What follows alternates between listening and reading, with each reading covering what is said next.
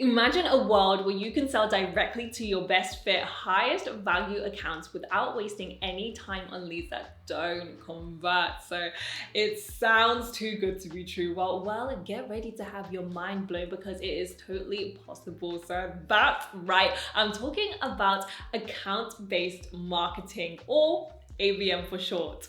So ABM is like a superhero sidekick that helps your marketing and sales teams work together to win over your dream customers. It's the secret sauce to fast, efficient B2B marketing aligned with a happy sales team.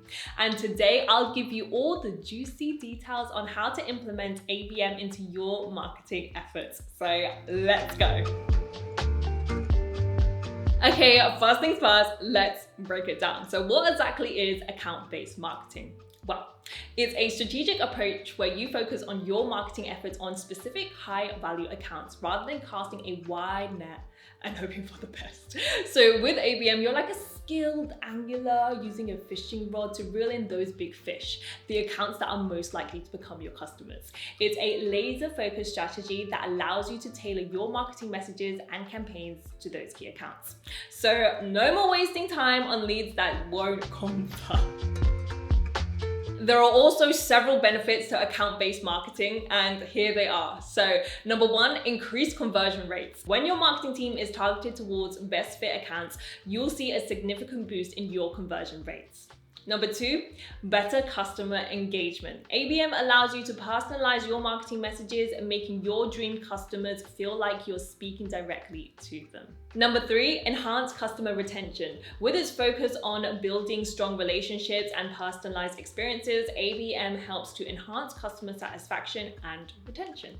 Number four, alignment between marketing and sales. So ABM brings your sales and marketing teams together to achieve a shared goal, winning over high value accounts.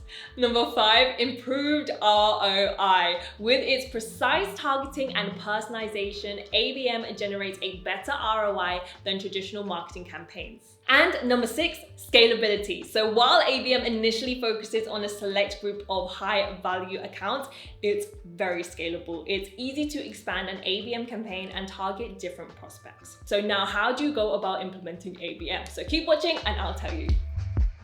With account-based marketing, sales and marketing need to be a dynamic duo working together to target accounts. So what can marketers do to make this alignment happen? First off, start by reassuring your salespeople that implementing ABM will actually lead to more conversions. You could quote these stats to them. First off, SAP introduced an ABM program with sales and marketing alignment. The result was a 27 million increase in new pipeline opportunities. Next, Caller grew its revenue by 40% for 16 consecutive months after implementing a sales and marketing alignment plan. Successful ABM helped Salesloft close a 100K enterprise account. By quoting the stats like these can convince your sales team that ABM is a strategy worth trying. You could also tell them that ABM solves two long-standing sales points. So number one, salespeople not happy with the lead quality. Well, ABM involves qualifying leads at the start of the sales cycle, not at the end. And number two, salespeople not having the content/resources they need to close. ABM involves sales and marketing collaboration on content, so that's 100% focused on the prospect. Once you've got your sales on board with ABM, the two teams need to get together and define some goals. So here are some questions to consider. Number one, what do you want to achieve with ABM? Number two, are you using ABM to launch a new product? Number three, do you want to target a new market or territory? Or are you looking to sell to new customers or upsell to existing ones? Next, after you've agreed on goals, hold weekly or bi-weekly meetings with your marketers and salespeople. Use these meetings to report on goals and share learnings. This will make sure your account-based marketing campaigns stay on track. Now it's time to ask yourself the $100 million question. Which companies are you going to target? Fear not. Your trusty data holds the key. So dive into the marketing data you've already collected from your target audience and customers. As you dig deeper, you'll likely uncover some fascinating trends that will inform you on how to approach your ABM strategy. So for example, if your high value customers come from one industry and your biggest churn comes from a specific company size, those are the kind of things you want to look out for. You might also notice that you're frequently missing out on landing your dream accounts. Does the data explain why? If not, talk to your sales team why customers are choosing competitors over yours. So when you've gathered all this intel, the next step is to make a list of target accounts and find out everything you can about them. Things like, who are the decision makers at the target company? What are the motivating factors that would influence them to buy your product? What messaging would they likely respond to and make them want to buy? And where are the best places to reach them with this messaging?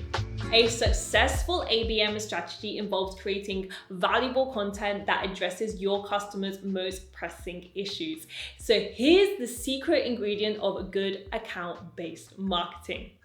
Personalization. So each piece of content you create needs to resonate with the decision makers at your target companies. The more personal you can get, the better. Say goodbye to copy and paste approaches. Instead, focus on creating one-of-a-kind content that addresses their specific needs and desires. Think about the content types that will work best for each individual. You can try a combination of email marketing, social media, video, articles or white papers, programmatic advertising, and webinars. It's a good idea to run some A/B tests. For example, you could split your prospect list into two and send your decision makers 2 different emails, and you can find out which one performs better. That way, you'll quickly learn which content types and messaging styles work better than others. Good, well-distributed content is ABM's secret weapon. It lays in the groundwork and builds awareness for your brand before your salespeople move in. And here are some places where you might want to showcase your ABM content. Trade events and conferences, industry publications, online blogs, email newsletters, targeted social media posts, and paid advertising. You might not want to stop there either. With ABM, you can think creatively about what your prospects want and will respond to.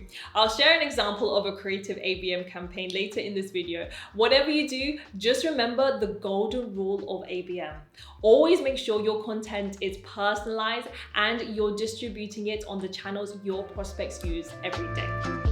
Account-based marketing is all about trial and error. You should experiment and A/B test as much as possible. Over time, you'll hone in on a formula that works. And take my advice, if something works well, double down on it. If something fails, switch it off. And in terms of tracking the success of ABM, you'll want to keep your eyes on these metrics. Cost of customer acquisition, cost per lead, expected monthly reoccurring revenue, return on investment, buying patterns of target account holders, and content engagement from creation to closure, example, click-through rates and read rates.